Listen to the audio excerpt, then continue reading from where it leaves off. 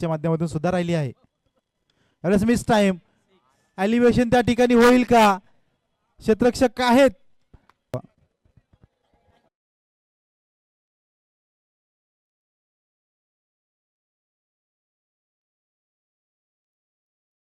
दोन चेंडूचा खेळ अद्याप बाकी आहे. धावसंख्या 60.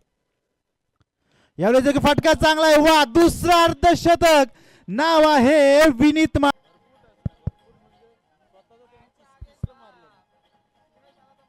फलंदाजी केली जाते मैदानाच्या आतमध्ये विनीत माळीच्या माध्यमातून.